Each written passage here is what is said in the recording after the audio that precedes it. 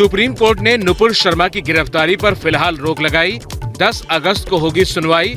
Supreme court सभी case transfer करने पर विचार कर सकता है। नुपुर शर्मा के खिलाफ कई राज्यों में केस दर्ज हैं। नुपुर की मांग है कि सभी केस दिल्ली में ही ट्रांसफर किए जाएं। जान का खतरा बताया। बिहार के फुलवारी शरीफ टेरर मॉड्यूल में नया खुलासा हुआ है। पकड़े गए संदिग्ध आतंकी अतहर परवेज के फोन से नुपुर शर्मा का फोन नंबर और पता बरामद हुआ। पुलिस को शक है कि जानबूझकर नुपुर का पता सोशल मीडिया पर फैलाया गया। राजस्थान में बीजेपी सांसद किरोड़ी लाल मीणा को जान से मारने की धमकी वाली चिट्ठी मिली। सांसद का दावा, उदयपुर में कन्हैया के परिवार की मदद करने की वजह से ये धमकी दी गई है। उदयपुर में कन्हैया लाल की हत्या नुपुर शर्मा के विवादित बयान मामले में हुई थी और उनके परिवार से मिला था। उनकी माली हालत देखते मैंने मेरे 1 महीने की तनख्वाह की उनको घोषणा की थी, दे भी दी। हमारे भी हालात वही कर दिए जाएंगे जो कन्हैया लाल के हुए थे। बिहार के सीतामढ़ी में एक युवक पर चाकू से हमला हुआ। पीड़ित युवक ने कहा उसने नुपुर शर्मा का वीडियो देखा था, इसलिए उस पर अटैक हुआ। पीड़ित का आरोप है दौड़ा दौड़ाकर उस पर 6 बार चाकू से हमले किए गए। हालांकि पुलिस का दावा है मामला नुपुर शर्मा से नहीं बल्कि नशे करने को लेकर हुआ झगड़ा। हरियाणा में अवैध खनन माफिया का आतंक। डीएसपी सुरेंद्र की डंपर से कुचलकर हत्या।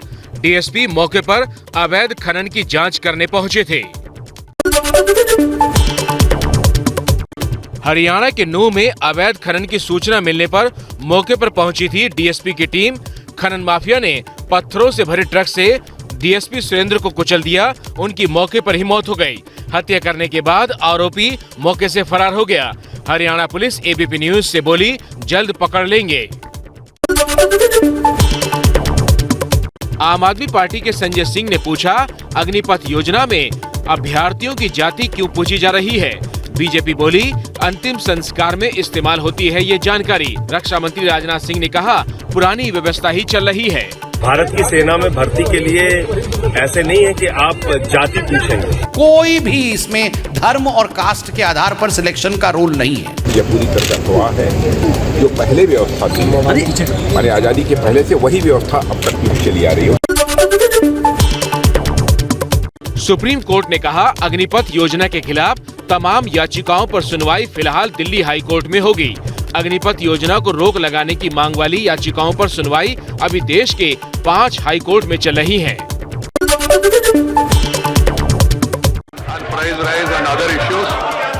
मानसून सत्र में संसद में हंगामे की बारिश जारी है। आज फिर विपक्ष ने महंगाई समेत कई मुद्दों पर मोदी सरकार के खिलाफ मोर्चा खोला। हंगामे की वजह से लोकसभा और राज्यसभा दोनों की कार्यवाही कई बार स्थगित करनी पड़ी। बंद करो, महंगाई बढ़ाना बंद। संसद परिसर में आज गांधी जी की मूर्ति के सामने भी विपक्षी नेताओं ने प्रदर्शन किया। महंगाई के खिलाफ पोस्टर बैनर लेकर मोदी सरकार पर निशाने साधे गए।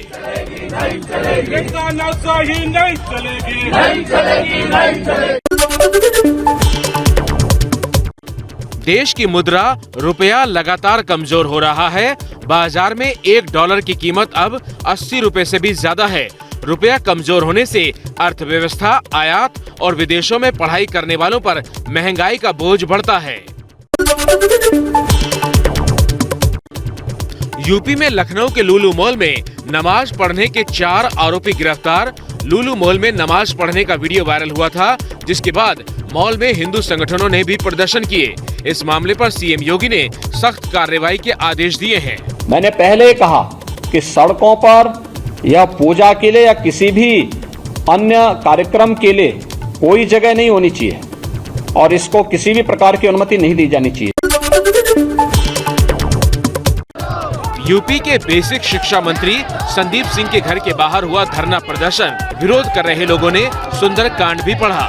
2016 की भर्ती प्रक्रिया अब तक पूरी न होने से 12,500 लोगों का भविष्य अटका हुआ है।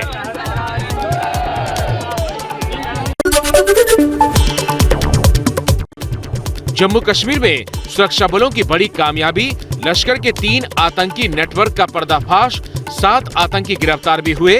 सुरक्षा बलों के मुताबिक बॉर्डर पार से इन आतंकियों को निर्देश मिल रहे थे। केरल में एयरपोर्ट पर 30 किलो सोना जब्त मामले में आतंकी फंडिंग का शक है। एनआईए कर रहा है पूरे मामले की जांच। 30 किलो सोने की कीमत करीब 15 करोड़ है। महाराष्ट्र के मुख्यमंत्री एकनाथ शिंदे अब उद्धव ठाकरे से शिवसेना छीनने के मिशन पर हैं। आज एकनाथ शिंदे ने अपने समर्थक 12 सांसदों के साथ लोकसभा स्पीकर से मुलाकात की। शिवसेना पर हक की लड़ाई अब चुनाव आयोग पहुंचेगी। तमिलनाडु के कल्लाकुरुची में छात्रा की मौत का दूसरा पोस्टमार्टम होगा। आज सुप्रीम कोर्ट ने पोस्टमार्टम पर रोक लगाने से इनकार किया। कल्लाकुरुची में छात्रा की संदिग्ध मौत के बाद भीड़ ने स्कूल में आग लगा दी थी। बवाल के बाद हाई कोर्ट ने ही पोस्टमार्टम के आदेश दिए थे। चीन ने पेंगोंग झील के पास किया युद्ध अभ्यास। पेंगोंग तोसे लेक का 3/4 हिस्सा चीन के पास है। हालांकि अभ्यास के दौरान भारत की ओर से हालात पर नजर रखी गई।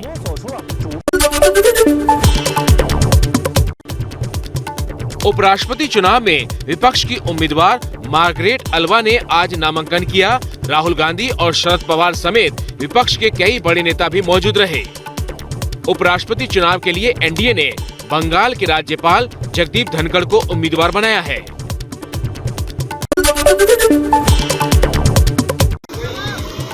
उत्तराखंड के चंपावत में बाढ़ के पानी में फंस गई एक स्कूल बस। बाढ़ में डूबा था रास्ता, तब गुजरते वक्त लहरों में बह गई स्कूल बस। हादसे के वक्त बस में बच्चे सवार नहीं थे। बस स्कूल से बच्चों को लेने जा रही थी। हादसे के बाद क्रेन की मदद से बस को निकाला गया। ड्राइवर की जान बच गई है।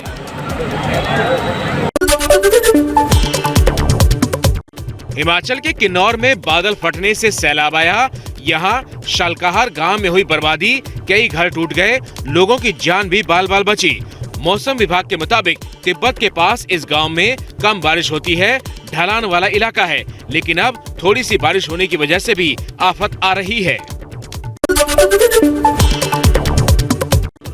महाराष्ट्र के चंद्रपुर में बारिश रुकी, लेकिन नहीं उतर रहा है बाढ़ का पानी। यहाँ रिहायशी इलाकों में एक एक मंजिल तक पानी भरा है। बचाव दस्ता नाव पर घर घर जाकर लोगों को मदद पहुँचा रहा है।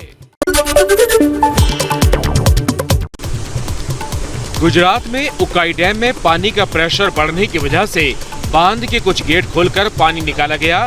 तापी नदी पर बना है ये बांध। गुजरात में पिछले कुछ दिन तेज बारिश के बाद बांधों में पानी का लेवल बढ़ गया है।